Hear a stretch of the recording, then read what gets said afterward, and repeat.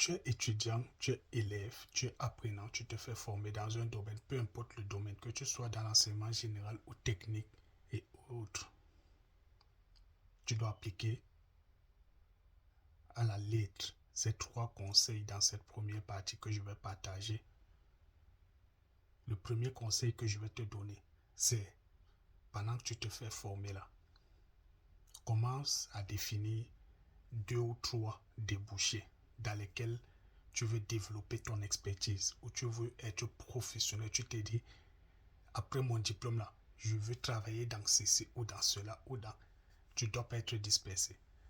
Je tiens d'abord à rappeler que tous les débouchés de ton domaine, tu auras déjà la compétence de tous les débouchés.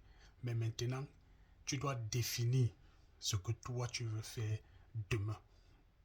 Ça peut être autre chose, mais au moins tu dois déjà avoir un chemin que tu traces. Et quand tu as défini ça, pour appuyer ou asseoir cette expertise, tu ne dois pas seulement l'avoir écrit dans un brouillon.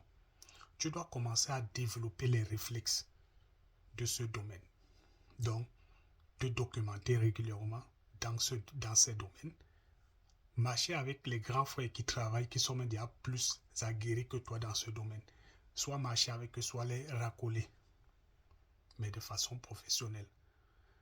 S'il y a des structures qui exercent dans ce domaine, tu vas là-bas, tu leur dis, je suis étudiant ou apprenant dans tel. Vraiment, je viens ici parce que je voudrais que vous m'aidiez dans l'assise de la pratique de ma formation parce que je veux être professionnel dans ce qui est suivant vous de la marche à suivre pour pouvoir intégrer leur équipe. Le deuxième conseil que je vais vous donner, c'est quand vous avez à définir le premier. Le deuxième globalise un peu tout ça. Tous les cours que vous voyez à l'école, surtout les cours, je peux dire, on appelle ça souvent des cours pratiques, des cours de spécialisation. Tous ces cours de spécialisation et tous les devoirs ou les intitulés de devoirs qu'on va vous donner ou des sujets sont des projets d'insertion professionnelle. Je ne cesse de le dire aux gens, aux élèves, aux étudiants, que tous les sujets de travaux qu'on vous donne sont des projets d'insertion. J'aime souvent prendre l'exemple sur des sujets qu'on nous donnait souvent.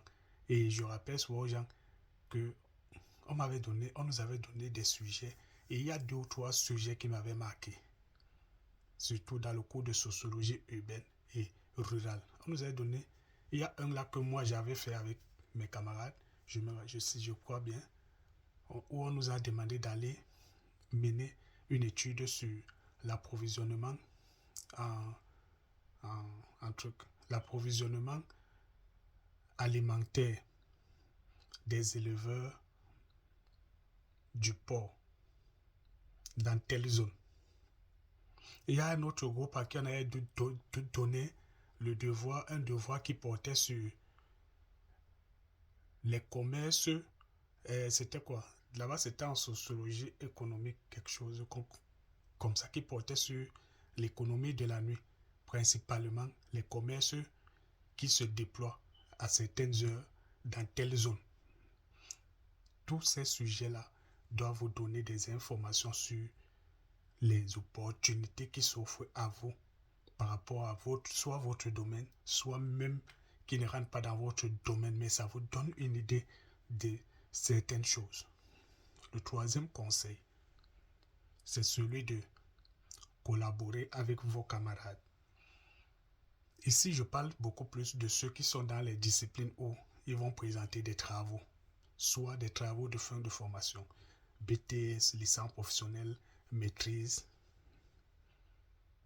Vos projets sur lesquels vous allez travailler sont des projets d'insertion aussi.